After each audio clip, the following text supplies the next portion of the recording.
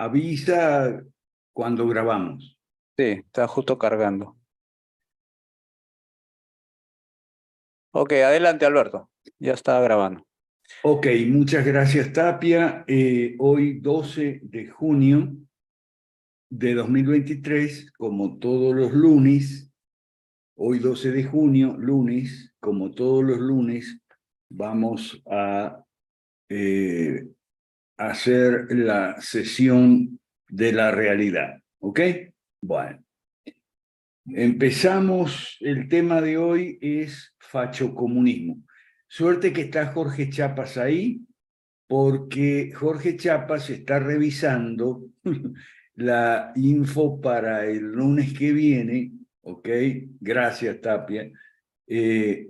Para el lunes que viene, porque el lunes que viene vamos a tratar el tema del fútbol.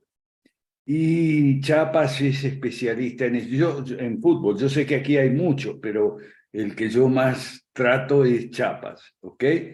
Entonces Chiapas está viendo, revisando con lupa la información que preparé, a ver si hay algo que corregir. De fútbol, lo poquito que yo sé, muy poquito, lo aprendí de Marcelo Bielsa y por eso le tengo mucha devoción. ¿Ok? Me hizo entender algo que fútbol yo no entendía nada. Me hizo entender muy poquito, ¿ok? Pero eso me sirvió para preparar para el lunes, que vendrá con las correcciones, si es el caso, de Chiapas. ¿De acuerdo? Bueno, eh, eh, yo doy clase los lunes y los jueves, ya saben. Los lunes para los más avanzaditos y los jueves para los menos avanzaditos. Pero también doy clases todos los días cuando me llegan preguntas, comentarios, etcétera, etcétera. ¿Ok? Y las hago públicas. Me llega una consulta sobre la famosa frase de Acton de que Chapas dice que es devoto de Ferguson, Zidane y Pep Guardiola. Ok. Bueno, sobre la famosa frase de Lord Acton que el poder corrompe, el poder corrompe, el poder corrompe, y dale con la cantaleta del poder corrompe. Vamos a aprovechar para aclarar aquí lo que yo ya aclaré a la persona que me consultó. El poder no corrompe. No se deje amilanar por esa estupidez. El poder no corrompe. Lo que corrompe es la adulación. Y los aduladores, que en Argentina decimos chupamedias, los aduladores siempre están cerca del poder. El que llegue al poder tiene que sacudirse esas moscas. Y si no se sacude esas moscas, los aduladores, entonces siempre se va a corromper, claro, pero los que corrompen son los aduladores. ¿Ok? ¿De dónde saco yo esto? Bueno, estaba investigando para Historia de la Iglesia. Estoy trabajando con la gente de Civitas Day. Ya tenemos listo el curso para julio-agosto, el que se quiere inscribir. ¿Ok? Y llego a el famoso Constantino, el grande, el emperador. Estamos hablando del siglo IV, ¿okay? Que según los fanáticos evangélicos inventó la Iglesia Católica. No, él no inventó la Iglesia Católica. Él inventó el Imperio Romano de Oriente, que fue otra cosa, y fue bastante exitoso porque duró hasta el siglo XVI, imagínate, el Imperio Romano de Oriente. Y esto tiene que ver con adulación y aduladores por lo siguiente, porque es, entre otras tonterías que se repiten sobre Constantino, además de que inventó la Iglesia Católica, está esa de que Constantino le llamó Constantinopla a la ciudad que él fundó. Él en realidad no la fundó, la refundó, y se dice que Constantino era un ególatra, poco humilde, porque le puso Constantinopla a la ciudad. No fue Constantino el que cambió el nombre de la ciudad, que era una ciudad griega que se llamaba Bizancio, y él traslada la capital del imperio a Bizancio y le cambia el nombre, pero no le pone Constantinopla, le pone Nueva Roma. ¿Ok? Nueva Roma. Ese fue el nombre que él le cambió a la ciudad griega de Bizancio. Ahora, los aduladores dijeron, no, sí, Constantinopla y tal. Los aduladores y probablemente los enemigos que en Roma la Vieja tenía Constantino, que querían desprestigiar, digamos, el hecho, y entonces dijeron, no, esa ciudad es la ciudad de Constantino. Despectivamente lo dijeron muy probablemente, ¿no? Entonces, el poder no corrompe, corrompe los aduladores. Y Lord Acton lo sabía muy bien, porque esa famosa frase de que todo poder corrompe y el poder absoluto corrompe absolutamente, y que repiten y repiten y repiten esa cantaleta, Lord Acton lo sabía muy bien, que el problema eran los aduladores, no el poder. Porque él estaba escribiendo una historia de los papas donde no escondía ninguno de los vicios de los papas malos, que había por montones, y se le reprochó eso, un amigo le reprochó. Entonces le escribió una carta con esa famosa frase. Lo que quiso decir es que él no se iba a convertir, Lord Acton, en adulador de los papas del pasado, ¿ok? Porque es la adulación lo que corrompe, no el poder. Y yo nunca he tenido poder, Dios sabrá por qué nunca me dio poder, pero sí he estado muy cerca del poder y lo sé muy bien. El poder atrae a los aduladores como a las moscas, y los aduladores son los que corrompen. ¿Ok? Claro, si uno se deja corromper, pero bueno. Entonces, vamos al tema, el fachocomunismo. El fondo de esta sesión es la siguiente. El fachocomunismo es algo muy viejo, no es algo nuevo, no hay nueva izquierda, no, nunca hay nueva izquierda, siempre es la misma, ¿ok? Y el comunismo y el fascismo son hermanos o primos por lo menos, son ramas del mismo árbol, y por eso no es extraño que se mezcle, es una mezcolanza, es una mezcla de fascismo y comunismo, rasgo del fascismo, rasgo del comunismo, pero eso no es nada nuevo, y eso tiene que, o debería servirnos para enseñarle a la gente que el fascismo de izquierda no es extremo con el comunismo. Y es mentira que los extremos se tocan, eso es otra burrada que, gracias a Dios, Ramón Rayo lo explica muy bien en uno de sus videos, por lo menos en uno yo lo vi. Los extremos no se tocan, esa es otra cantaleta que repite la gente desinformada, que es la que abunda. Los extremos no se tocan. El fuego y el hielo no se tocan. Y si se tocan, o se derrite el hielo, si el fuego es más grande, o el hielo apaga el fuego si el hielo es más grande. Pero los extremos, como fuego y hielo, no se tocan. Si se tocan, como el fascismo y el comunismo, es porque no son extremos. ¿Ok? Bien.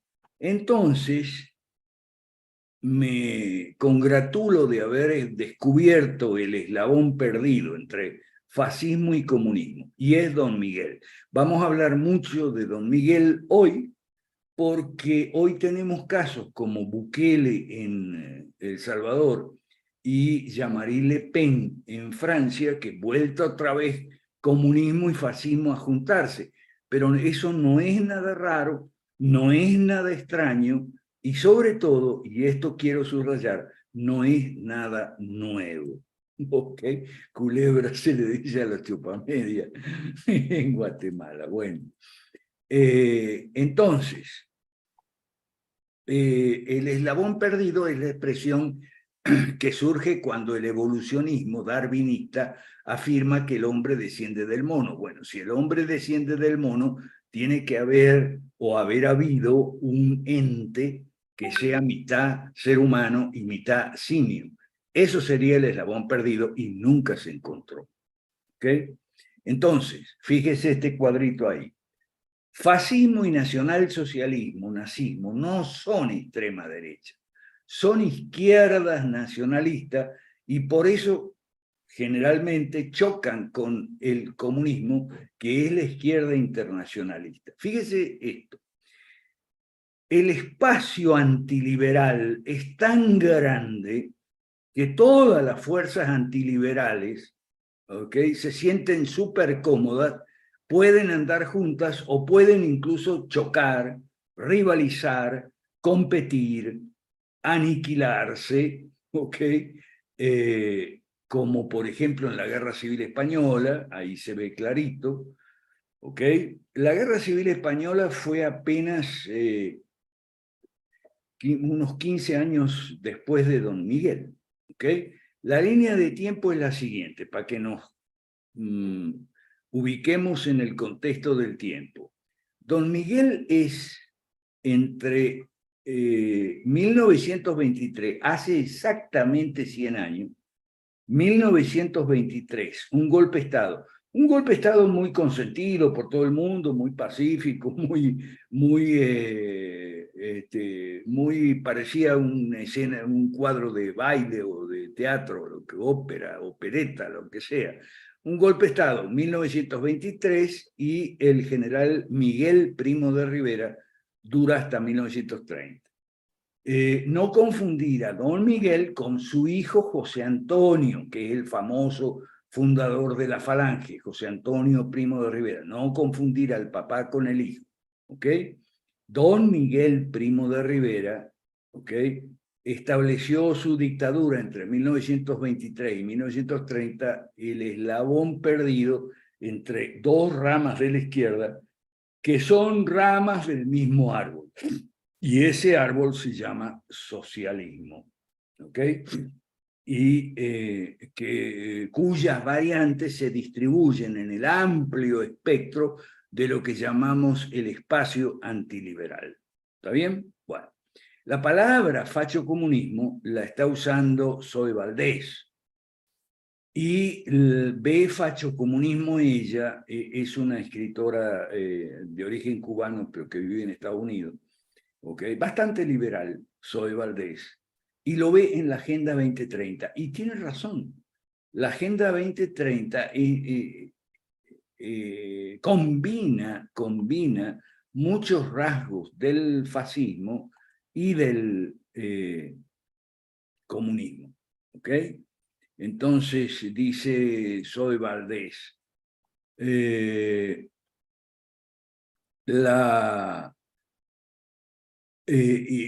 Zoe Valdés empieza con la pregunta: ¿fascismo, comunismo o las dos cosas?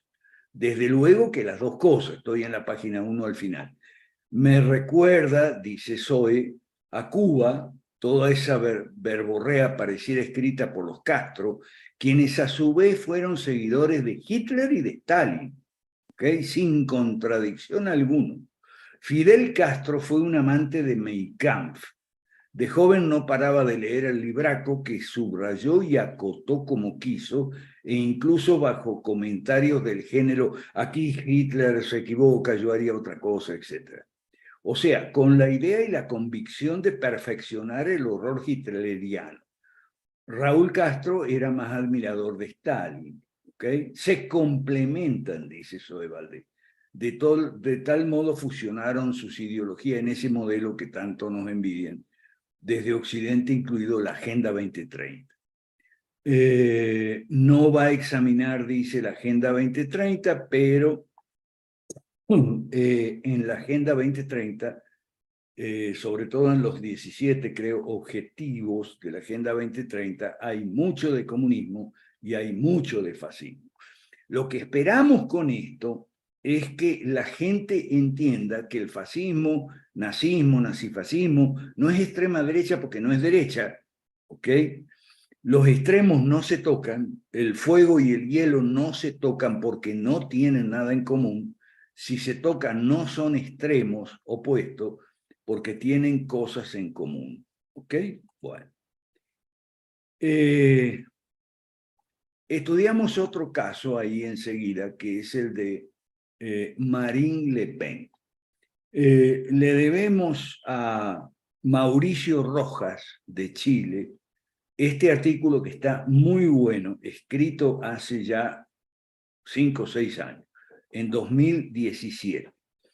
Este artículo, la líder de la nueva izquierda se llama Marine Le Pen. Si dependiese de los obreros franceses, la candidata del Frente Nacional no tendría rival. Escribe en marzo de 2017 Mauricio Rojas.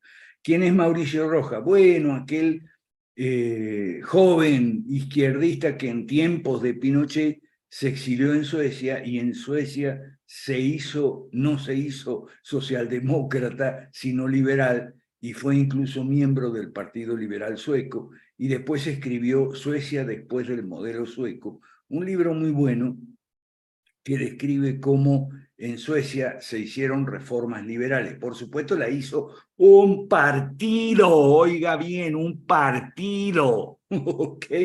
Un partido político que transformó bastante radicalmente el modelo de estado de bienestar sueco. Y Mauricio Rojas lo describe en ese libro. Y en este artículo, ¿ok? En este artículo habla, voy a página 2, en este artículo habla Mauricio Rojas, pregunta, ¿cómo se explica que aquella clase, la clase obrera, que históricamente fue el baluarte de la izquierda, se haya pasado en masa a lo que se suele llamar Marine Le Pen extrema derecha?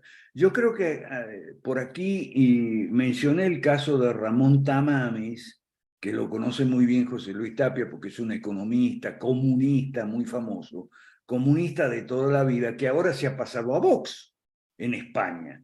¿Ok? Y hay un documental muy bueno sobre Miguel Primo de Rivera, donde Ramón Tamames alaba a Miguel Primo de Rivera. ¿Ok? Entonces, claro, ¿por qué se pasa del comunismo a Vox sin que se le despeine un solo pelo? Y bueno, porque entre el comunismo y Vox no hay mucha diferencia, a pesar de lo que cree la derecha idiota, porque no es nueva derecha, es derecha idiota en América Latina que Vox es la derecha. No, por favor. Será derecha mala. Ah, eso sí, derecha mala la hay, como no, de muchas clases. Y la que se junta con los comunistas es derecha mala. ¿Ok? Entonces, ahí el amigo Mauricio Rojas, estoy pasando de la página 2 a la página 3, ¿okay? Explica quién es Marine Le Pen, hija de Jean-Marie Le Pen, ¿okay? Que fundó en 1972, ya estoy en la página 3, gracias, el Frente Nacional y lo dirigió hasta 2011.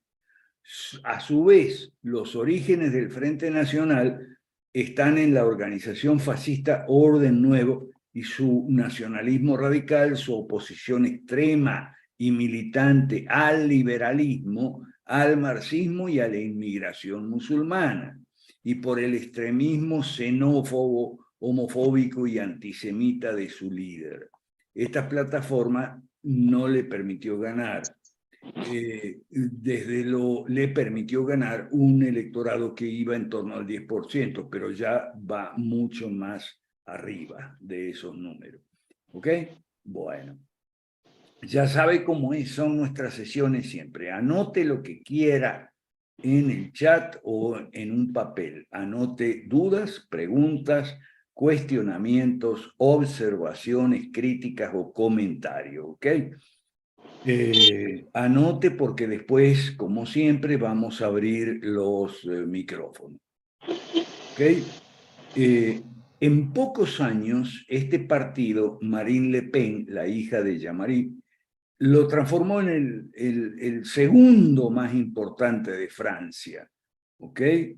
La normalización del frente, llamada proceso de desdiabolización o desdemonización, ha consistido en limar ciertas aristas propias del extremismo de Jean-Marie Le Pen al punto de provocar la expulsión de este del frente en 2015 por minimizar el holocausto. Por su parte, la izquierdización quedó plasmada en el programa de Marine Le Pen para 2002. Proteccionismo, intervencionismo estatal, reindustrialización dirigida por el Estado, ampliación del estado de bienestar, fuertes aumentos salariales y de pensiones, incremento de los impuestos a la renta más alta y a la fortuna, reducción drástica de la inmigración, prioridad para los franceses en temas de empleo y bienestar social. Todo ello envuelto en una estridente retórica antiglobalización, antieuropeísta, antimusulmana, en donde la lucha contra el hiperliberalismo, la mundialización salvaje y la islamización de Francia eran sus ejes. Esas han sido las bases de los grandes éxitos electorales del Frente Nacional. ¿Ok? Entonces, termina el artículo Mauricio diciendo, esta es la nueva izquierda obrera y nacionalista, que hace temblar a Europa y que está llevando a la tumba a la vieja izquierda. Ya no es la internacional que resuena entre los proletarios europeos, sino sus respectivos himnos patrios. Ahora, lo que lleva a la tumba, la izquierda que lleva a la tumba, ¿es la vieja izquierda? No, no es la vieja izquierda, no es vieja. Vaya al final de la página 3. La dictadura del general Miguel Primo de Rivera. En YouTube está este video que yo puse aquí, el link, es muy bueno. En 1923, o sea, hace 100 años, el general Miguel Primo de Rivera dio un golpe de Estado con apoyo del rey Alfonso XIII. Nótese que es el año después que se produce la marcha sobre Roma en Italia, liderada por Mussolini, y el rey de Italia, como es Victorio Emanuel, le da a Mussolini el poder. Y un año después, Alfonso XIII le da a Miguel Primo de Rivera el poder. Se dice que Alfonso XIII le comentó a Victorio Emanuel, yo tengo ahora mi propio Mussolini.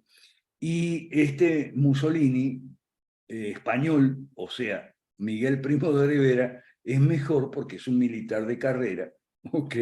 Y no un periodista y aventurero socialista como Mussolini. Aquello significaba el final del sistema de la Restauración. Pasamos a la página 4. El turnismo de conservadores y liberales que regía en España desde el último tercio del siglo XIX. Se abría una nueva etapa. Recuerde que el siglo XIX termina muy mal para España. Termina con el desastre del 98, que fue cuando España pierde la guerra por Cuba con Estados Unidos. ¿Ok? Y eso fue una calamidad nacional que cayó sobre España. Y entonces, claro, como siempre cuando pasan esas cosas, hay gente que quiere reconstruir España y volver a levantar a España y todo eso. El golpe de Primo de Rivera fue en general muy bien recibido. La situación del país era calamitosa, gobiernos incompetentes, intrigas palaciegas, terrorismo anarquista, egoísmo de las oligarquías, conflictos sociales, reveses en la guerra de Marruecos, Los de Marruecos eran anteriores, ¿ok? El tema de Marruecos no se ha resuelto definitivamente y sigue pendiente hasta el día de hoy. Primo de Rivera, capitán general de Cataluña, gozaba de gran prestigio, encabezó la protesta de los militares y gran parte de la sociedad. El 13 de septiembre de 1923 hizo público un bando en el que reclamaba el poder para poner orden en España y liberarla de los profesionales de la política. Fíjese, todo antiliberal odia la política, odia los partidos y odia la democracia. Por eso nosotros, ¿cómo no vamos a ponernos en esa fila? Que me disculpe el señor Agustín Laje, yo no voy a esa formación, ¿ok? Porque yo soy liberal, no soy derecha mala. El lenguaje recordaba al regeneracionismo, ese es un movimiento, una corriente, el regeneracionismo de Joaquín Costa, que decía que se necesitaba en España un cirujano de hierro, o sea, un hombre fuerte, ok, el caudillo mesiánico. El rey Alfonso XIII, sin duda influido por el éxito del modelo dictatorial en la Italia de Mussolini, nombró a Primo de Rivera presidente del gobierno. Un directorio militar quedó al frente del país. Y claro, entre 1923 y 1930, la dictadura de Primo de Rivera se divide, según los historiadores, en dos etapas. La etapa del directorio militar y después la etapa del directorio civil. Inicialmente, la dictadura gozó del respaldo no solo de la derecha, sino también de los nacionalistas catalanes conservadores y de los nacionalistas vascos también, y del PSOE, el mismo PSOE de ahora, ¿ok? Que ocuparon cargos de responsabilidad en la administración. De hecho, el señor Largo Caballero, que era el líder o uno de los principales líderes del PSOE, fue nombrado ministro del Consejo de Estado, ¿ok? Y a la ceremonia concurrió vestido de traje civil con camisa y corbata y no con frac, como era de protocolo, era de rigor, ¿ok? Porque él se decía líder obrero, entonces no quiso vestir frac. Y entonces en la foto es el único que está de traje y corbata, los demás están todos con frac. Este apoyo del PSOE, ¿okay? Que se discute hoy en España. Hoy en España en el Parlamento los de la derecha, el PP y Vox, la derecha mala, le acusa al PSOE de haber colaborado con Primo de Rivera. Este apoyo durará hasta que el general decida crear su propio partido, la Unión Patriótica, e incluso intente institucionalizar su régimen a través de una nueva constitución. Contó con auxilios de primer orden como José Calvo Sotelo, que fue su ministro de Hacienda en todo el periodo casi, Ramiro de Maeztu y José María Pemán, que eran escritores muy célebres, ¿okay? Muy conocidos, pero el intento de institucionalizar le granjearía la hostilidad de las izquierdas y de un amplio sector del ejército en la artillería. Pero aclaremos lo siguiente. Mucha gente dejó de apoyar a Primo de Rivera porque había pensado al principio que la dictadura de Primo de Rivera sería temporal, ¿ok? Y cuando Primo de Rivera pareció querer permanecer en el poder, entonces se le fueron restando apoyo, ¿ok? Apoyos de opinión, de prensa, de líderes, etc. Y otros apoyos, sobre todo de la nobleza y de los empresarios, se le empezaron a restar cuando su ministro de Hacienda, José Calvo Sotelo, que fue el que mataron cuando estalló la guerra civil, ¿ok? Este José Calvo Sotelo aumentó los impuestos y sobre todo hizo lo que siempre hace la izquierda, que paguen los ricos, los que ganan más tienen que pagar más. Bueno, ese era Calvo Sotelo y se ganó el mote de ministro bolchevique, okay, con justicia, porque sí, o sea, eso de aumentar los impuestos a los ricos es propio de la izquierda y lo hizo Calvo Sotelo en la dictadura de Primo de Rivera. Así que no hay nada nuevo, no hay nada nuevo. la señora Marine Le Pen, Bukele, todo eso es viejo conocido, se llama fachocomunismo, ¿ok? ¿Por qué el arma de artillería? Bueno, esa es otra cuestión profesional de los militares, porque la guerra de Marruecos, en la guerra de Marruecos se habían distinguido muchos oficiales que fueron ascendidos por méritos en combate en desmedro del arma de artillería, principalmente los de infantería. ¿Por qué? Y bueno, porque la infantería siempre está en la primera línea, ¿ok? Y los de artillería querían que se siguiera con el ascenso, escalafón y ascenso por antigüedad, no por méritos en combate. Lo cual es una loquetera. O sea, siempre ocurre con las Fuerzas Armadas que el ascenso por antigüedad es lo propio en tiempos de paz, pero en tiempos de guerra no. En tiempos de guerra no se asciende por antigüedad, se asciende por coraje, valentía, inteligencia y otros méritos que se demuestran en combate. Pero la artillería se puso broncosa y arremetió contra Primo de Rivera. Bueno, sigo en la página 4. Ok. En buena parte gracias a sus éxitos en el campo económico. A ver, ¿por qué éxito en el campo económico? Y porque él aumentó los impuestos y destinó gran parte de los mismos a la obra pública y a estatismo, a fundar empresas del Estado, etc. Pero es que además llegó mucha inversión extranjera a España, ¿ok? Entonces, en parte gracias a sus éxitos en el campo económico, la inversión extranjera siempre piensa en estabilidad y con Primo de Rivera pensó que había llegado la estabilidad a España. Y la resolución de la guerra de Marruecos con la dictadura de Primo de Rivera se prolongaría hasta enero del 30, cuando el propio rey Alfonso XIII, empujado por su camarilla, forzó la dimisión del general.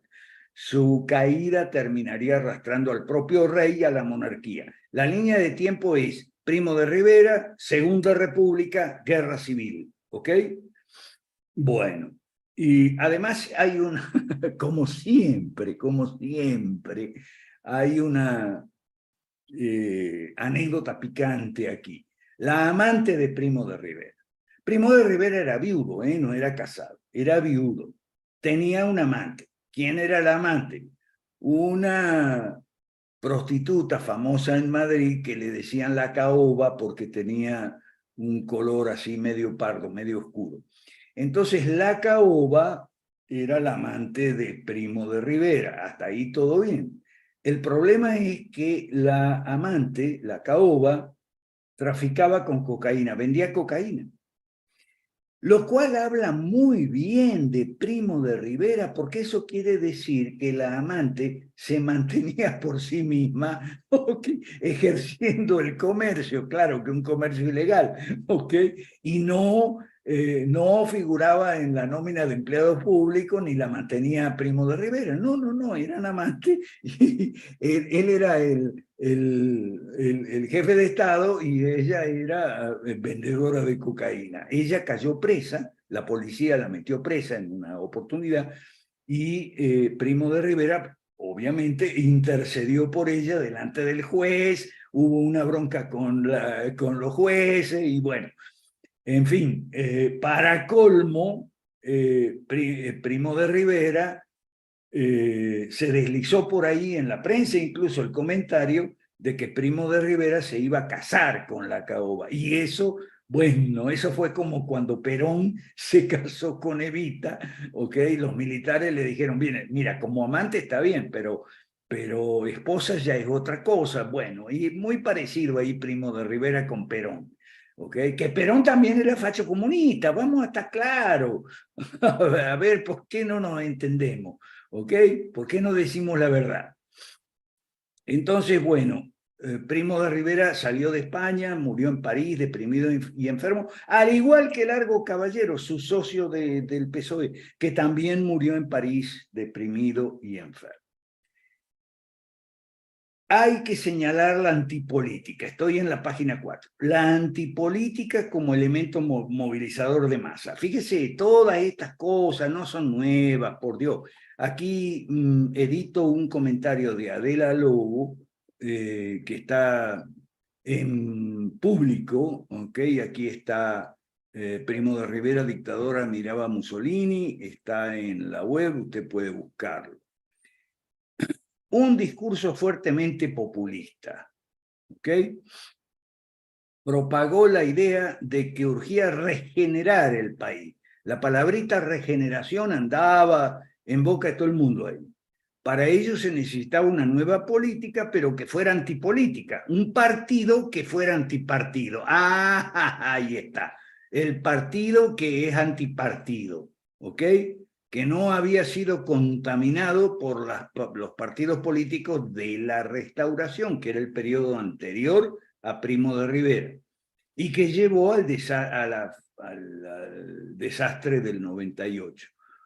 Potenció la idea de lo apolítico para presentarse como el salvador de la patria que acabaría con los problemas. Su discurso antipolítico y populista caló en una sociedad afectada por la crisis. ¿Ok? Los que le esperaban en la estación de Atocha, cuando llegó de Barcelona a Madrid, gritaron vivas al Redentor de la patria, España, el rey. ¡Abajo los políticos! Igual que ahora. ¡Ay! Todo se repite. Vamos a la página 5. La Unión Patriótica, un partido apolítico y antipartido. Ahí está. Lo principal, hay un pensamiento social cristiano ahí, pero social cristiano al modo de las encíclicas que hemos hablado, las encíclicas contra el comunismo, pero contra el capitalismo también, ¿ok? Puede buscar un artículo muy bueno de Carlos Rodríguez Brown al respecto de cómo las encíclicas sociales, de una manera contradictoria, van contra el comunismo y contra el capitalismo también, ¿ok?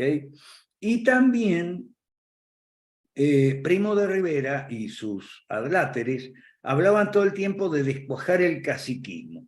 Pero esto de descuajar el caciquismo, ¿okay?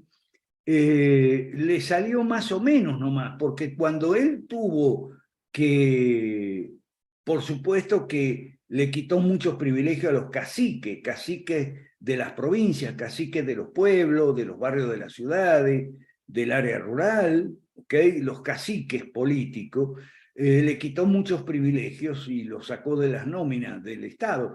Pero cuando tuvo que hacer su partido político, tuvo que recurrir a los caciques, igualito que Milei. ¿Ve? Igualito que Milei. Por eso es conveniente estudiar historia, para no caer en la tontería de decir nueva izquierda, nueva derecha, nueva época, nuevo tiempo. No, no hay nada nuevo bajo el sol, dice la Biblia, ¿no? No hay nada nuevo bajo el sol, siempre lo mismo. Entonces, el descuaje del caciquismo fue muy reducido porque incorporó en su fila a muchos antiguos caciques y permitió la creación de nuevos cacicazgos, como en el caso de Cádiz, cuna de Primo de Rivera, donde la práctica totalidad de los caciques, estoy al final de la página 5, tradicionales se integraron a la Unión Patriótica. Ahí hay un cuadrito, correcto, ahí aparece en pantalla. Las izquierdas rivalizan entre sí, comunistas, socialistas, anarquistas, sindicalistas, etc. Esta rivalidad no siempre se canaliza a una competencia política y civilizada, es decir, democrática. Los socialistas, como el PSOE, siempre mencionan a Hitler y Mussolini y la extrema derecha, pero nunca a Miguel Primo de Rivera, porque fueron parte y muy importante de la dictadura. Don Miguel les hizo el trabajo sucio de cargarse a sus rivales, comunistas y anarquistas.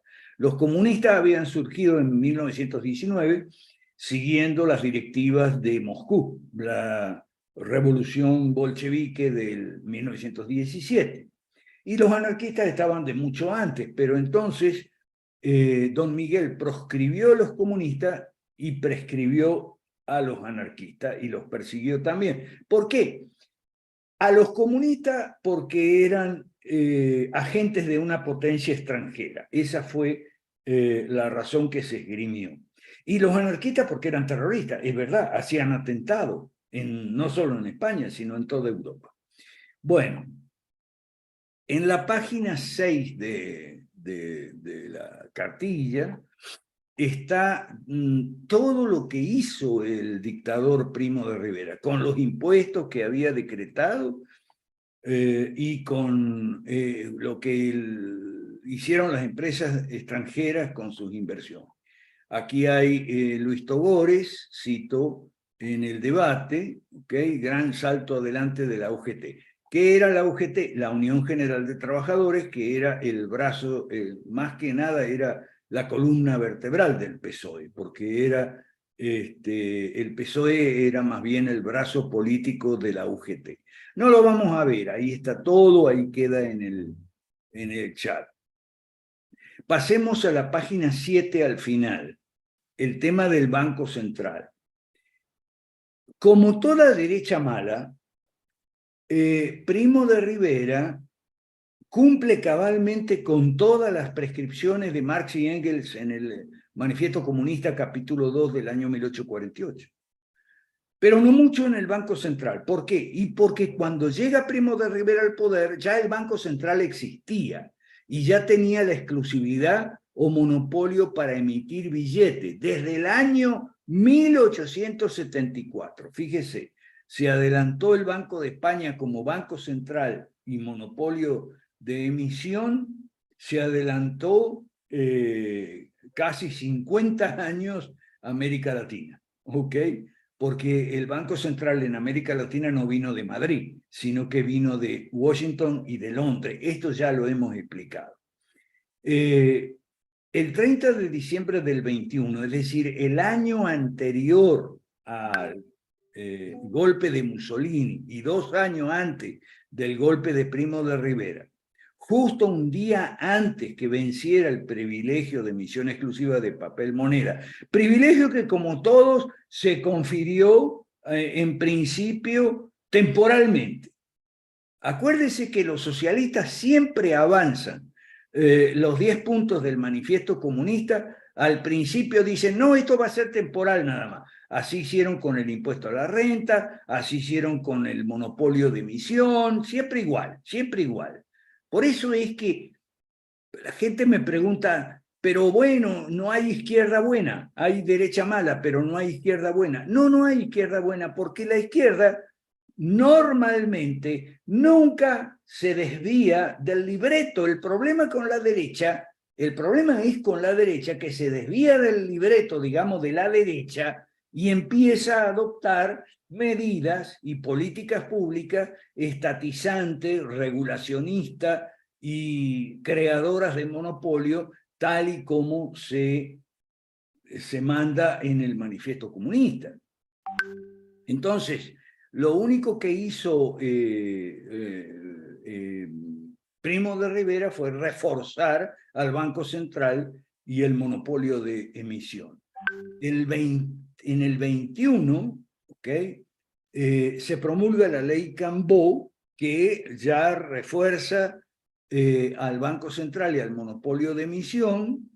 Aquí está en la página 8 al principio una descripción de los dos extensos artículos de la ley, y página 8 al principio, la dictadura ya se encontró con la ley Cambó, que estaba en vigor desde 2 años atrás. El directorio militar lo único que le tocó hacer fue promulgar una serie de reales decretos, página 8 al principio, y ordenanzas ministeriales que reforzaron las atribuciones del banco y de la Comisaría de Ordenación de la Banca, creada por el artículo 2 de la ley Cambó. Entonces, para que vea usted que la derecha mala es algo muy viejo. Hoy hablábamos con Chapa sobre Winston Churchill. Hay una cantidad enorme de liberales despistados que celebran a Churchill como si fuera una referencia para nosotros. ¡No! En absoluto. Churchill era un estatista. ¿Ok? Churchill fue el creador del estado de bienestar, el que inició el estado de bienestar. Y hizo una restauración de un patrón oro artificial, no el patrón oro clásico, sino un patrón oro artificial en base a una libra sobrevaluada que no era tipo de cambio de mercado, sino tipo de cambio del Estado. Entonces basta con Winston Churchill, por favor. Winston Churchill, bueno, sí, tuvo lo bueno fue que paró, o sea, su actitud frente a Alemania nazi. Ok, está bien, pero no es tampoco un héroe liberal. Aquí está José Calvo Sotelo, ok, ministro de Hacienda en diciembre de 1925 hasta el final, ok. Fíjese en esto. Un decreto que disponía, todos los propietarios deben declarar en 3 meses el valor verdadero de sus fincas rústicas y urbanas, pasado dicho plazo. Si se comprobaba que el valor declarado era inferior al real, sí, pero ¿quién decía cuál era el real? El Estado podría proceder a la expropiación forzosa mediante el pago de una indemnización sobre el valor declarado. La polvareda levantada por tal proyecto de decreto fue inmensa, haciendo que a Calvo Sotelo se le llamara el ministro bolchevique. Y después fue fusilado por los bolcheviques. En fin, eso fue en el 36, más, si no recuerdo mal. Primo de Rivera se vio tan presionado que dio marcha atrás, pero se negó a aceptar la dimisión de Calvo, ¿ok? Que defendió su punto de vista en un discurso bajo el título La contribución y la riqueza territorial de España. O sea, distribuir la riqueza, pues, la justicia social de la izquierda. Y este se supone que era un gobierno de derecha.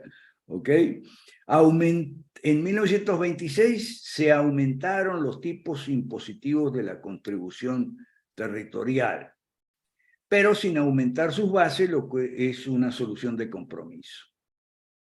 Entonces, ahí tiene usted en YouTube, página 8 al final, el documental con Ramón Tamames. Aquí está, lo puede ver, es muy, muy ilustrativo.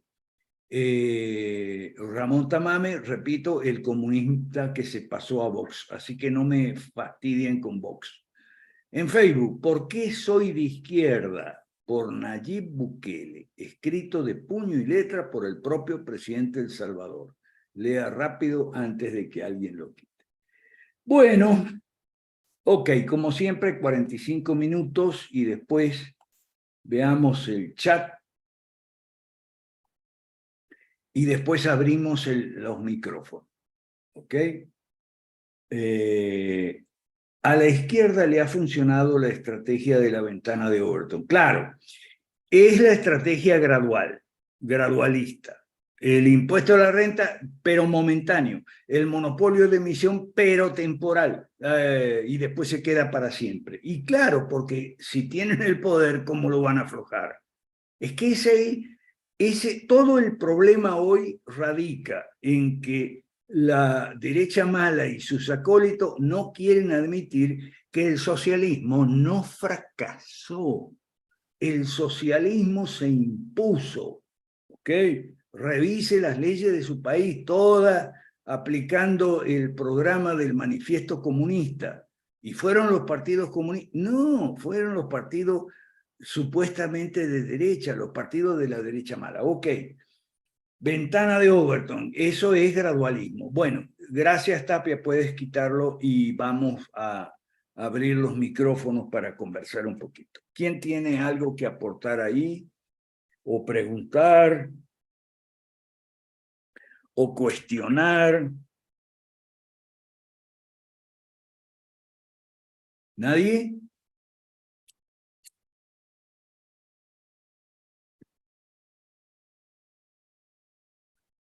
Sandra, adelante.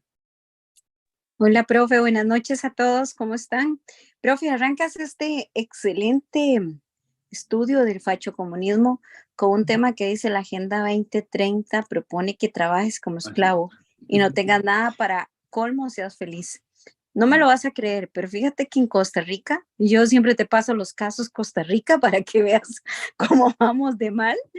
En Costa Rica está en la agenda legislativa un proyecto de ley que se llama 4x3.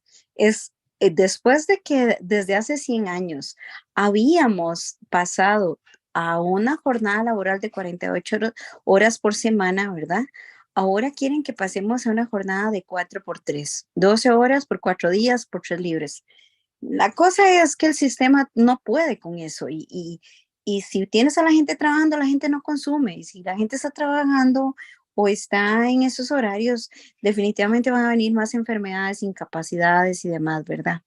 El asunto es que lo inaudito es que los disque liberales apoyan el proyecto y los comunistas están en contra del proyecto. Entonces, oye, ese es el nuevo chiste de hoy en Costa Rica, ¿qué te parece? Pero es inaudito. Ahora, yo como liberal estoy en contra de la esclavitud, porque cuando le dices a una persona, si la persona libremente quiere tener dos o tres, o por necesidad tiene que tener dos o tres, o por falta de oportunidades de un país, ¿verdad? Por tanto estatismo, la gente no tiene buenos empleos y tiene que verse obligada. Entonces la solución es otra, no es poner a trabajar a la gente más. Y entonces sigue siendo como esa agenda, ¿verdad? De poner la primera improvisación que tengas, ¿ok? Entonces, pues contarte, mira, la semana pasada te contaba otra, hoy te cuento esta. Se les ocurrió nuevamente y el proyecto de ley tiene 17 años de andar en la corriente legislativa, nunca se ha aprobado, se ha archivado, lo traen, o sea, un absurdo, un absurdo. Entonces, es la derecha la que la está apoyando. ¿Qué te parece a vos? Bueno, profe, listo, un abrazo, gracias. Bueno, pero es que eso no es nada extraño, eso no es nada nuevo tampoco, ¿ok? Eso es lo más viejo y lo más común de este mundo, ¿ok? La, la derecha mala apoyando a la izquierda, porque la derecha mala no está, no es fiel a sus principios. ¿Alguien más? Porque si no tengo otro PDF para compartir, si no hay nadie. A ver, alguien por ahí. Aquí está el licenciado Alan Sánchez de México. ¿Cómo estás, Alan? Una pregunta, Alberto. Ok, Pregunte. ya sabemos qué es el fachocomunismo, ya lo tenemos mapeado, ya lo tenemos todo. Ahora, ¿qué utilidad le podemos dar en el ámbito, digamos, de la práctica política? Hacer entender a los despistados que el fascismo, el nazismo, Primo de Rivera, todo eso no es de derecha, por lo menos no es derecha auténtica, es una falsa derecha, es una derecha pervertida, una derecha mala. Ahora, hay muchas variantes de derecha mala, ¿ok? En todo caso, y la unión del fascismo y el comunismo no es nada extraño, no es nada nuevo. ¿Ok? Ok, adelante, Chapas. Gracias, buenas noches, profe y amigos. Sí, tal vez un poco en respuesta al presidente Tapia, ¿no? Yo creo que lo que nos toca es encontrar al Primo de Rivera a nivel nacional, en nuestros respectivos países, porque sí que lo hay, sí que lo hay. Yo, bueno, conforme el profe iba avanzando en su texto, pues estaba buscando, ¿no? Y no sé, aquí mis amigos, colegas de Guatemala, o sea, debemos preguntarnos quién fue ese facho comunista, ¿no? No sé si fue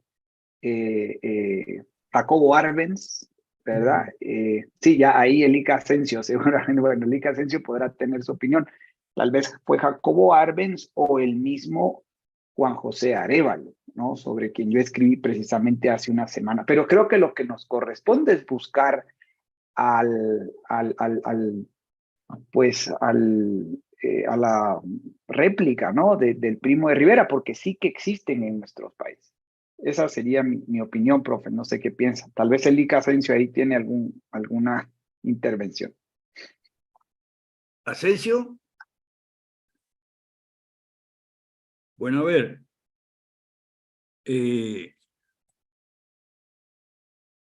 Si no hay si no hay más intervenciones, voy a poner otro en el chat, voy a poner otro cuadrito. ¿Mm? Ok. Para que Tapia me lo Adelante. comparta ahí. Este cuadrito no está terminado, ¿ok?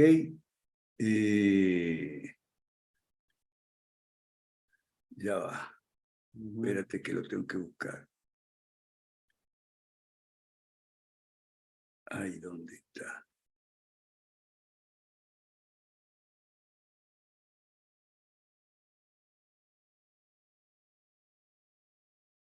Ah, aquí está.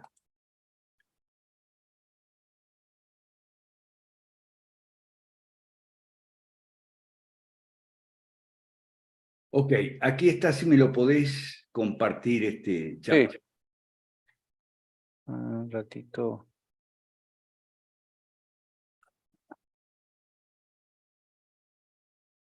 Es un cuadrito que estoy preparando para otra sesión, no la del lunes que viene, porque el lunes que viene, bueno, si hay tiempo lo podemos ver el lunes que viene también, pero, ajá, ok, perfecto.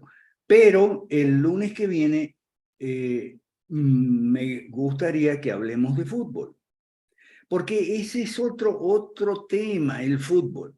La mezcla de política y deporte no es nada nuevo y Chiapas está revisando lo del fútbol. Yo estoy preparando un apéndice al archivo que te pasé, Jorge, que es sobre los verdes y los azules en Constantinopla. Los verdes y los azules eran los equipos de las carreras de caballos que eran tan populares como es ahora el fútbol. Y en el caso de los verdes y los azules, verdes contra azules, la rivalidad no era exclusivamente deportiva, sino también social, política y religiosa.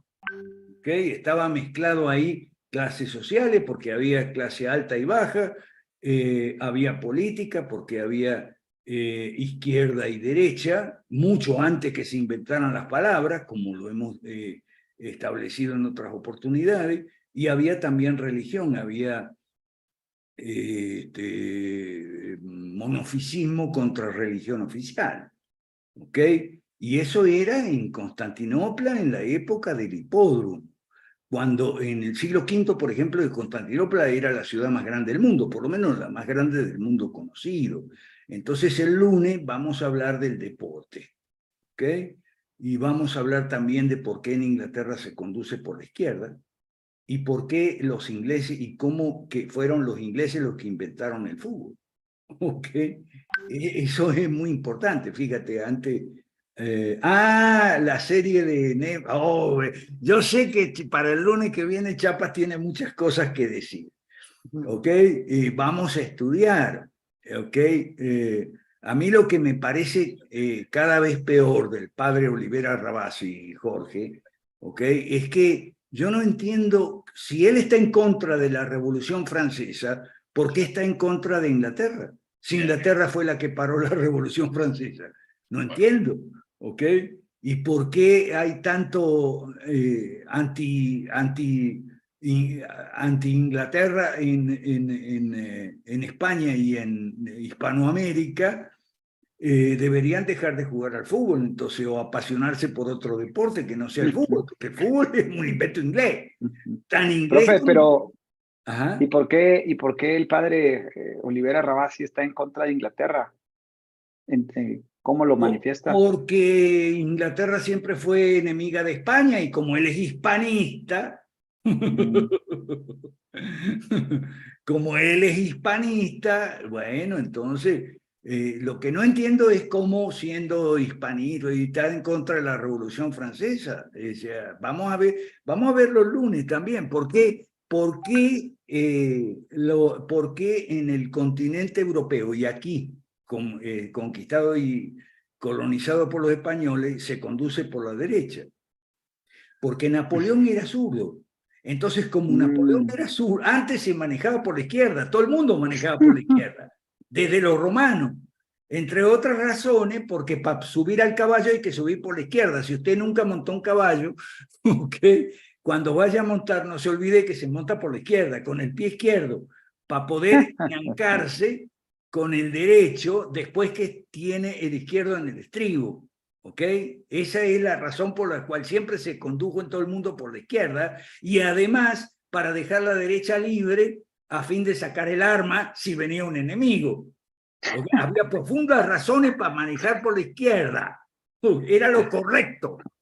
Y sigue siendo lo correcto en todos los países civilizados por Gran Bretaña. Sigue siendo lo correcto. Además, porque por la derecha ibas dándola con el látigo a la derecha y a lo mejor sin querer le dabas a un peatón que pasaba por el costado del camino, como era costumbre, y si lo hacía, y encima de noche, imagínate, le podía dar un latigazo en la cabeza a alguien. O sea, había profundas razones para manejar por la izquierda, como se maneja en Inglaterra y en todos los países civilizados por el Imperio Británico. Eso es algo que Olivera Rabasi no sabe nada de eso. ¿Okay? Fue Napoleón, que era zurdo, el que cambió a manejar por la derecha, y por eso ahora aquí todo el mundo maneja por la derecha. Bueno, ¿y qué es la derecha? Ah, aquí está el cuadrito. ¿Qué es la derecha? Bueno, la derecha es orden, justicia y libertad. Esto ya lo hemos explicado. Pero lo que no habíamos explicado hasta ahora, y eso me movió a hacer el cuadrito, fue cómo la izquierda se transmuta, ¿ok? Y es a través de las tres consignas que están aquí: cambio, progreso y bienestar. Aquí está explicado. Déjalo quietito ahí, no lo muevas. Ya hemos atendido en otras sesiones que derecha es orden, justicia y libertad. Orden se refiere a un orden social natural, normalmente espontáneo, cuyas bases no... Por eso la expresión orden espontáneo de Hayek es una expresión relativamente poco afortunada. Lo mejor es hablar de orden natural, ¿ok? Que normalmente es espontáneo, sí, está bien, pero un orden natural, bien, cuyas bases no pueden ser cambiadas a caprichos sin graves consecuencias. Eso es orden. Justicia. El gobierno civil existe para hacer justicia. Ya sabemos dar a cada uno lo suyo y todo eso. Pero para ello necesita como condiciones previas preservar el orden y mantener la paz. Y por último, en tercer lugar, libertad. Si hay orden, paz y justicia, son respetadas las funciones y quehaceres de los agentes privados, sus competencias y recursos. Eso es libertad. Por eso, el liberalismo no es esa tontería del respeto al derecho, ¿cómo es? Respeto al prójimo que dice Venegas Lynch. No, eso es una tontería. Venegas Lynch lo dice porque a él no le gusta, y a mí tampoco, la definición de Vargas Llosa, que el liberalismo es tolerancia. No. Liberalismo es respeto a las funciones y quehaceres de los agentes privados. Eso es liberalismo. Sus competencias y sus recursos. Eso es libertad. ¿Ok? Ahora, ¿cuáles son las consignas, las divisas identificatorias de la izquierda? Estas tres. Y ahí viene la transmutación de la izquierda.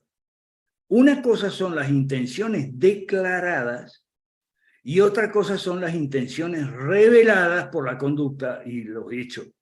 ¿Ok? Ahí se anota un gol nuestro amigo Adrián Díaz Marro. Con algo que todo el mundo sabe. Una cosa es lo que los políticos dicen o los politiqueros dicen, y otra cosa es lo que hacen. Entonces, ¿cuáles son las tres divisas con que la izquierda engaña a la gente? Cambio, progreso y bienestar. Cambio en lugar de orden. progreso en lugar de justicia y bienestar en lugar de libertad. Pero ¿en qué consiste exactamente el cambio, el progreso y el bienestar que declaman las izquierdas en la realidad? Cambio es la divisa de Barack Obama. Se cree que la sociedad es plástica, o sea, moldeable y que obedece sin reparo alguno a la voluntad política del poder. Eso es cambio, frente al realismo propio de la derecha, ¿no? ¿Qué es progreso? Se traduce en el progreso del Estado, avanzando sobre todas las esferas y espacios de la sociedad y aplastando así a los agentes privados. ¿Y qué es bienestar? Se identifica con el estado de bienestar y su planificación central, confiscando funciones, competencias y recursos de los agentes privados. Ahora, estas tres divisas, cambio, progreso y bienestar, se transmutan en estas otras tres realidades que están abajo. Ahora sí, subime, por favor, la página ahí. Ahí, déjalo ahí. Gracias. El cambio se traduce en desorden y el progreso en injusticia y el bienestar en opresión. ¿Cómo?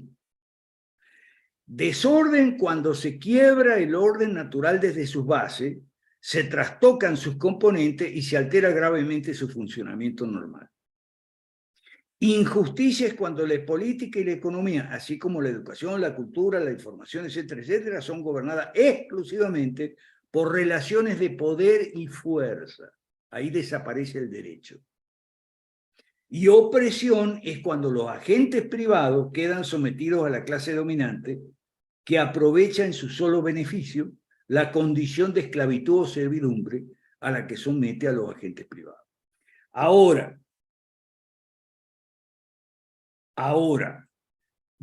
esto sí me imagino que habrá comentarios, ¿no? Voy a prender la luz, porque esto ayuda a entender qué es gobierno limitado, ¿ok? Y qué es liberalismo. El respeto, no al proyecto de vida, proyecto de vida del otro. ¿A mí qué me importa el proyecto de vida del otro? ¿Ok? A mí lo que me importa son los proyectos de los agentes privados en general y sus funciones o quehaceres, sus competencias y sus recursos que quedan aplastados por el estatismo. Me imagino que habrá comentarios. Ajá, chapa, dale, yo voy a prender la luz. No, yo le hacía una manita de bien, porque sí, efectivamente ayuda mucho a entender qué es gobierno limitado, profe. Muchas gracias por ese cuadrito. A mí me hace muchísimo sentido. Acá en Guatemala hay un partido político cuyo nombre es Cambio, ¿sí? La izquierda suave, la izquierda suave o blanda, habla mucho de progreso, ¿sí? El partido político Semilla habla muchísimo de progreso, ¿sí? Pero sí, ciertamente habla de avanzar en todas las esferas y espacios de la vida privada, ¿no? Y bueno, no sé si por divisa podemos entender narrativa también, ¿no? Pero esta divisa de bienestar, bueno, nosotros la utilizamos mucho, profe. Yo utilizo mucho esa palabra en mis artículos. No, sí. Hablo de bienestar, pero es que claro, en un contexto... El problema, claro que sí, pero el problema es que el cambio, si es para mejor, es bueno. El progreso bien entendido no es nada malo, porque alguien se va a oponer al progreso, y el bienestar es lo que todos queremos. Ahí está la trampa. Hay tres trampas ahí. ¿Cómo se entiende el cambio? ¿Cómo lo entiende la izquierda? ¿Cómo entiende el progreso y cómo entiende el bienestar? Claro. Profe, ahora, usted ha dicho en otras oportunidades que hay una secuencia, ¿no? O sea, el bienestar es derivado del progreso y el progreso es derivado del cambio, digamos, por ponerlo en sus paralelos, libertad, justicia y orden. No, yo no dije eso. Yo dije que la libertad es consecuencia de la justicia y la justicia del orden. Claro, pero si se corresponden estas tres divisas, también deberían de corresponder, ¿no? ¿O no, profe? El bienestar es una sí, consecuencia del sí, progreso y el es que progreso una ellos, consecuencia del cambio. claro, pero ahí hay que discriminar una cosa es lo que dicen y otra cosa es lo que sucede con lo que hacen, ¿ok? Claro. Y sí, como ellos te lo plantean, el cambio va a traer progreso y el progreso va a traer bienestar. Como ellos te lo plantean, sí. Y en realidad también hay una secuencia, pero es una secuencia dañina y no sana o sanadora. Claro, Es decir, claro. si ellos creen que la sociedad es plástica, no son realistas, ¿ok? Y de los cambios, ¿ok? De los cambios introducidos por el poder del manifiesto comunista, se deriva el avance del Estado. Y del avance del Estado, el bienestar del Estado y no el Estado. Claro, total, al final de las clases privilegiadas, ¿no? En lo político, en lo social y en lo Exacto. económico principalmente, ¿no? Y lo Sí, mismo en la sí, sí. tercera fila. Si hay desorden, no puede haber justicia. Lo que surge del desorden es la injusticia. Y lo que surge de la injusticia es la opresión de los de arriba, de los de abajo por los de arriba. Entonces, este cuadrito lo que enseña es la transmutación de cómo las consignas y divisas de la izquierda se transforman en lo exactamente opuesto a lo que la derecha plantea. Al final, la diferencia evidente es el cómo, ¿no, profe? O sea, por el lado liberal clásico, pues también proponemos un cambio, un progreso y un bienestar, pero pues por supuesto que de la mano del capitalismo liberal, ¿no? No, sí, y no solo en el cómo, sino también en hacia dónde vas.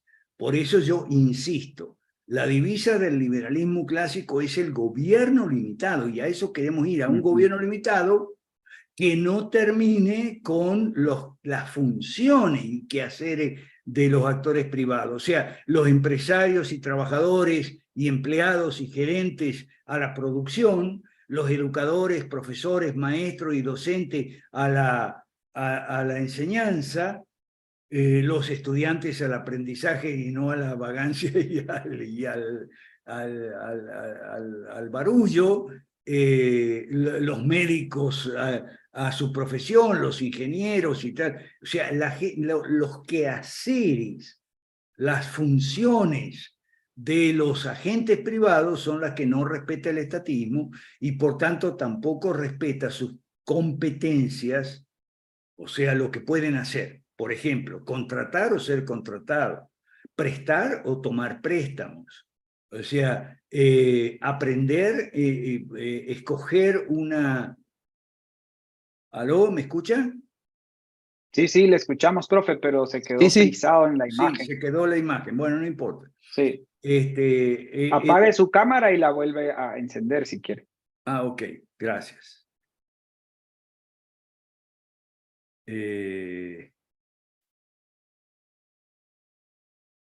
No se apaga. Bueno, no importa. Si se me escucha, estamos bien. Sí. Enseñar, aprender, producir, trabajar, contratar, son potestades que en un orden natural la gente tiene. ¿Ok? Entonces, el Estado las confisca en la divisa del bienestar. El Estado confisca funciones, competencias y recursos de los agentes privados. Entonces, basta, por favor, con el proyecto de vida del otro. No me interesa el proyecto de vida del otro, me interesa que el gobierno esté limitado. Totalmente claro, profe. A mí al menos me queda muy claro. Fíjese usted las cosas que no tienen claro un tipo como Milei, porque yo digo que Milei no, de todos modos nos va a hacer mucho daño a los liberales. Mucho daño. Ya nos está haciendo daño, ya la gente... Bueno, pero yo creo que Dios está escuchando mis oraciones y Milei no va a ser presidente. ¿Ok? Así que olvídese de ese tango. ¿Ok?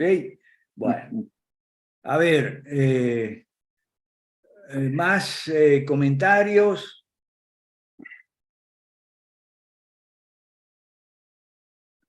Profe, mientras llegan los comentarios, Ajá. a mí me sigue desafiando el tema Bukele, porque Ok. pues la gente sigue Bueno, principalmente no, derechas malas, ¿no? momento. Por eso yo les puse el discurso de Bukele en Facebook. ¿Ok? Sí, ok, pero el tema, ok, él lo puede decir, profe, o lo pudo haber dicho. El tema es que hoy por hoy hay indicios, no sé si sean confiables, depende de los medios de comunicación también, eso hay que analizarlo, pero hay indicios de que la seguridad o la percepción de la seguridad es extraordinariamente buena bajo el régimen buquelista, ¿no? Y con Hitler, Entonces, con Hitler, ¿cómo crees que? bueno, sí, también. Sí, así me dicen, bueno, si ustedes se oponen a Bukele, pero mira cómo está la seguridad. Está No, fantásticamente bien la cosa. bueno, Entonces, en los años bueno, 20, Mussolini también era muy alabado por sus partidarios dentro y fuera de Italia porque los trenes salían a horario y llegaban a horario. Es decir, bueno, Es decir, todo gobierno de fuerza, ¿ok? Puede lograr esos éxitos, digamos así, porque el gobierno de fuerza mete miedo, ¿ok? Y el problema está en que un gobierno sí está para meter miedo, pero a los malhechores, no a los periodistas de oposición y a los políticos de oposición como en El Salvador, claro. ¿ok? O Ok. sea, Miguel Primo de Rivera también tuvo éxitos económicos y estoy seguro que la tasa de delincuencia era baja también. ¿Okay? Y hoy tenemos altas tasas de delincuencia en todo lo que es Latinoamérica, muy altas tasas de delincuencia porque el Estado ha abandonado su función. Ahora, a mí no me sorprende que un régimen de fuerza como el de Bukele, ¿okay? Yo no tengo cifras confiables, pero supongamos que así sea. Supongamos que el miedo...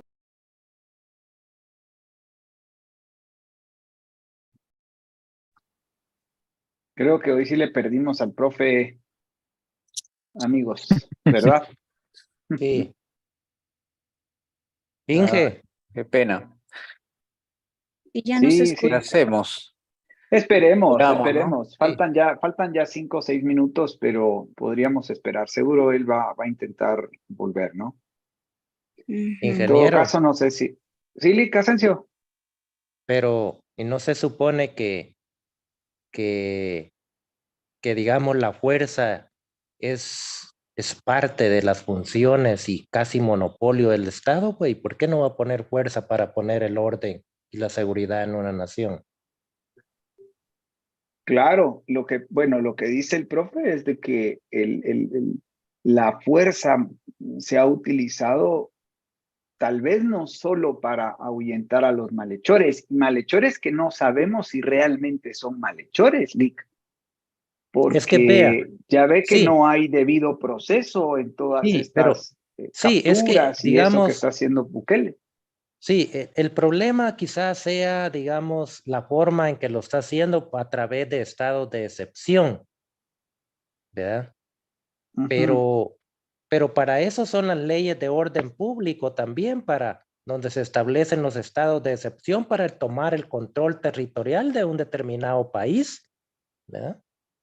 Sí, pero usted no, bueno, sí, pero yo entiendo que, bueno, no sé si Bukele está apelando a esa figura de orden público y no sé a cuánto está apelando de esas figuras, porque si Ujú. usted gobierna a golpe de estados de excepción, me parece que es incorrecto también. Sí, como Bueno, para, fíjese que, sí, el asunto es que los estados de excepción, digamos, van a durar en función de que el fenómeno que se está controlando o combatiendo esté ya controlado o no, pero mientras no esté controlado, se tiene que seguir implementando el estado de excepción hasta lograr el control y restablecimiento del orden y la paz en un determinado territorio. sí, pero eso debiese de ir de la mano de una reforma política y económica en simultáneo. Ah, sí, Es sí, que, no, es que no, de lo eso por contrario supuesto. se vuelve el desmán que se vuelven Sí, nuestros por países, supuesto. agarran esas figuras No, de excepción y ya ve toda la corrupción que se filtra ahí, pues. sí, sí, como digamos, aquí solo estamos haciendo crítica a la función de seguridad que está implementando él, ¿verdad? Bukele, sí. Mm, Sí, yo no sé claro que qué percepción tienen el resto de amigos sobre Bukele, ¿no? Nosotros en Guatemala lo tenemos muy cerca y recibimos eh, muchos cuestionamientos al señalar nuestra postura sobre Bukele, ¿no? Decimos que es fachocomunista y la gente dice, bueno, puede ser fachocomunista, pero los niveles de seguridad están en extremo bien. ¿Verdad? La gente eso es lo que percibe y lo percibe de los medios de comunicación. La pregunta es, bueno, claro, alguien podría preguntar, ¿los medios de comunicación son confiables o no son confiables? Porque de repente en, en esa actitud de querer controlar, controlar a los ciudadanos se pasa llevando a la censura de la prensa y pues entonces no tenemos información objetiva, ¿no? Sandra, creo que tienes un comentario. Sí, que yo quería comentar lo siguiente, que como le dijo un compañero ahí, ya lo de Bukele está cada vez siendo más insostenible porque él aprovechándose del estado de excepción ha hecho no solo violaciones a derechos humanos, sino ha abusado del poder al punto tal de que el poder judicial prácticamente lo tiene en la bolsa. Entonces, eso ya es autoritario, ¿no? O sea, ya eso, Claro. cuando un país ha sido democrático, cuando un gobierno ha sido elegido de manera democrática, y como lo hemos visto con el profe aquí, de repente usa herramientas judiciales para mantenerse en un status quo, ya eso es autoritarismo completo, ¿verdad? Y además, Ujú, el otro elemento, hoy sale, digamos, muchos medios de prensa están saliendo del Salvador, huyendo también. ujú. Y además hay algo que quiero que ustedes noten en cuenta. Bukele gasta millones en publicidad, millones en Sí. mantener su Su popularidad. aparato de propaganda, sí. Ujú, Exacto. Y entonces, como él tiene tanto dinero que no sabemos si son fondos públicos, hemos criticado en estas clases que los gobiernos hagan eso, porque eso es populismo. Pero entonces, muy bien, las cárceles muy bonitas, pero miren cómo ha venido saliendo todas las violaciones del debido proceso. Se los digo yo que vivo en un país donde no tenemos ejército. Ajá, aquí mucha gente lo critica y aquí tenemos en Costa Rica primos de él viviendo, haciendo ujú. negocios.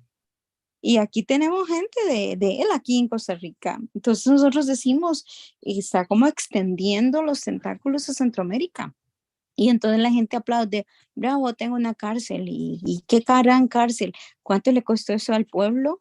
¿Y cuánto no se cubre en infraestructura y en otras áreas? ¿Y cuánto no se cubre por tener esas actitudes populistas de él también?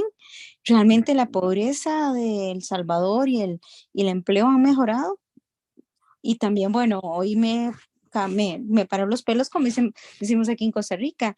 Sale un reportaje de El Faro, el periódico El Faro, que tuvo que salir de ¿cómo se llama?, de El Salvador, y que tuvo que venirse a radicar a Costa Rica, que dice que los hermanos de Bukele estaban siendo investigados y el Poder Judicial archivó los casos. O sea, entonces es un nepotismo también. Entonces vean que hay muchos delitos. Yo quería aportar algo así, en general. Gracias, el profe. Sí, muchísimas gracias, Sandra. Enhorabuena. Pues ahora te doy la palabra, Esmeralda, solo a propósito del tema de la usurpación e intromisión de los poderes, digamos, en el caso de El Salvador. Este fin de semana estuve conversando con el profe sobre el tema de que debemos cambiar nuestra retórica sobre el tema de la separación de poderes. El profe me enseñó con algunos recursos y literatura que el término correcto desde la perspectiva liberal clásica es equilibrio de poderes. Equilibrio de poderes, no tanto separación de poderes, sino equilibrio de poderes. Y el equilibrio de poderes conduce a la cooperación entre los poderes. Cooperación que se materializa en ciertas, vamos a poner, mecanismos de coordinación entre los poderes. O sea, eso quiebra, digamos, la tesis de la separación, porque no hay tal cosa como o no debe haber tal cosa como una separación absoluta de poderes. El profe me pasó material donde me hace ver los famosos checks and balances, ¿verdad? Los balances y cómo hay ciertos mecanismos en el que el poder legislativo fiscaliza al poder ejecutivo tiene ciertos mecanismos de injerencia en el poder judicial. Lo que pasa es que en el caso salvadoreño, pues como dice Sandra, sí vemos una absorción, ¿no? Prácticamente del poder judicial a la esfera del poder ejecutivo. Quería señalar eso. Esmeralda, tenías levantada la mano, no sé si todavía quieres opinar. Hola, buenos a todos.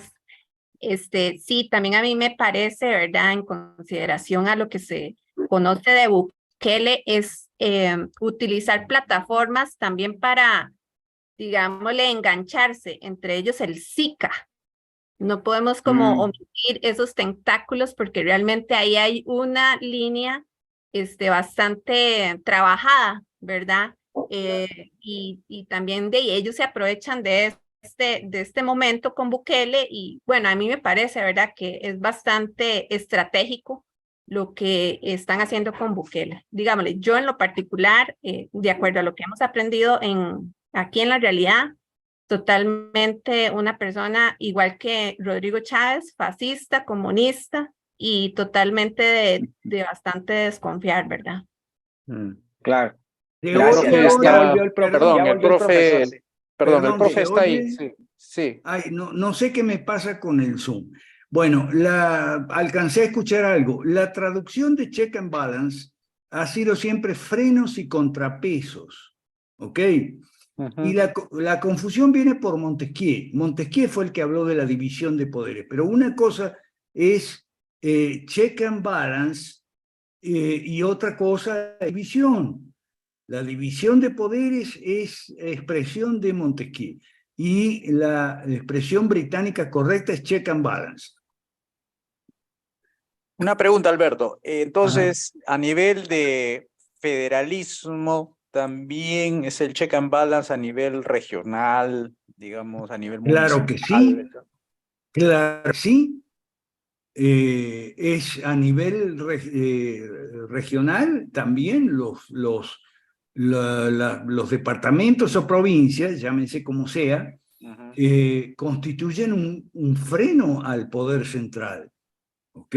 Cosa que hoy no sucede, mucho menos en El Salvador, ¿ok? Hoy hay un avasallamiento del poder central y dentro del poder central los otros poderes son avasallados por el Ejecutivo. Pero esto depende también mucho del gobierno y el partido de gobierno, si tiene o no tiene un partido que lo sostenga, porque las leyes malas las sancionan todavía el Parlamento. Creo que esa fue la respuesta. Tengo problemas con el Zoom, no sé qué me pasa con el Zoom. Pero con tu imagen, ahí más le bien, escuch- ¿no? Pero sí te Sí, escucha ahí bien. le escuchamos bien. Sí. Ok, Ahí le escuchamos bien y hay dos comentarios de Daniel Rocha y de Manuel Figueroa. El tema se prendió por Nayib Bukele, profe. sí. Y bueno, el licenciado Freddy Asensio decía, ¿acaso no el Estado tiene el monopolio de la fuerza para No, pues justamente para ordenar? el monopolio legal de la fuerza, pero como toda competencia del gobierno, no, tiene que estar libre de abusos. Una cosa es el monopolio legal de la fuerza y otra cosa es el abuso de la fuerza. Sí, pues claro. Ahí creo que va la respuesta a Lick, por si tiene alguna réplica o algo.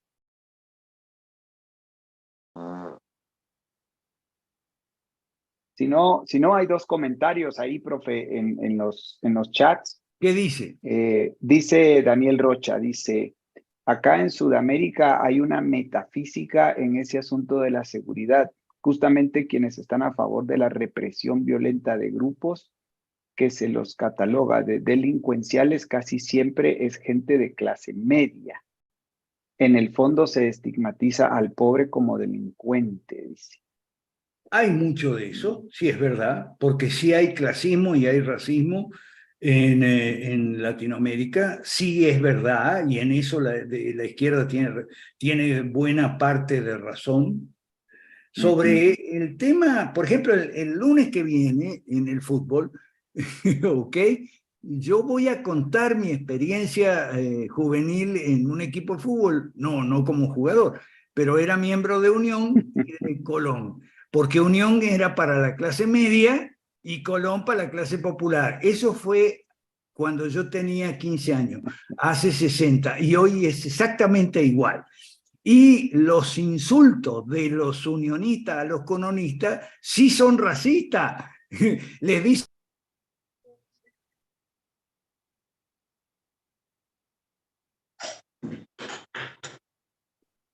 Lo perdimos, ¿verdad? Sí, bueno, ni me imagino qué estará gritándole al computador o al internet o a AMLO. Yo creo que AMLO lo está bloqueando. A AMLO ahorita le está pegando una Ya lo controló. maltratada de Dios Padre y Señor mío, el profe. Bueno, presidente José Luis, ¿cómo ves? Si quieres, pues cerramos la sesión. Sí, No me sé si... parece que sí tendríamos que hacerlo porque si no el profe está preocupado de entrar, ¿no? Va a de querer entrar, entrar porque no quiere dejar al aire a las personas. Entonces, claro, bueno, claro.